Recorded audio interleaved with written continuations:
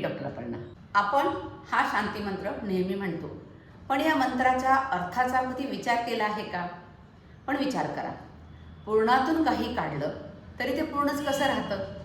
सामान्य गणितामध्ये हे शक्य नाही, पण उपनिषदांचं गणित वेगळं आहे।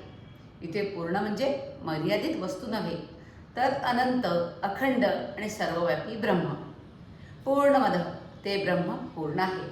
पूर्णमिदम हे दिसणारं विश्वही त्या पूर्ण ब्रह्माचंच प्रकट स्वरूप आहे। जसा सूर्य लाखो किरण देतो तरी त्याचं तेज कमी होत नाही, जसा एक दिवा हजारो दिवे पेटवतो तरी त्याचा प्रकाश कमी होत नाही, तसंच परमात्म्यापासून संपूर्ण विश्व निर्माण झालं तरी परमात्म्याचं पूर्णत्व तसूभरही कमी झालेलं नाही।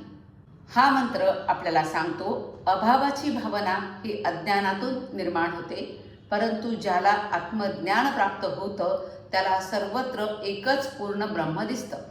म्हणून तो लोभ, मत्सर, भीती, असुरक्षिततेतून मुक्त होतो। आपण मंत्र म्हटल्यानंतर शेवटी 3 वेळा ओम शांती शांती शांती असं म्हणतो। 3 शांती म्हणजे 3 प्रकारच्या दुःखापासून मुक्तीची प्रार्थना। पहिली शांती आध्यात्मिक, मनातील भीती, राग, चिंता, मोह आणि अस्थिरता दूर होण्यासाठी आहे। दुसरी शांती आदिभौतिक, इतर व्यक्ती, प्राणी किंवा बाह्य परिस्थितींमुळे होणारे त्रास शांत होण्यासाठी।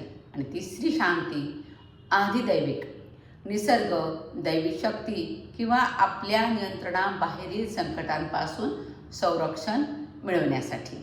म्हणूनच मंत्र म्हटल्यानंतर 3 वेळा शांती हा शब्द उच्चारला जातो।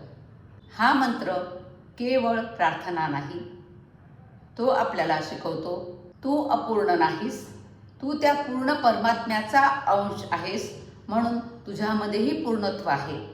त्या पूर्णत्वाची अनुभूती घेणं हाच जीवनाचा खरा उद्देश आहे।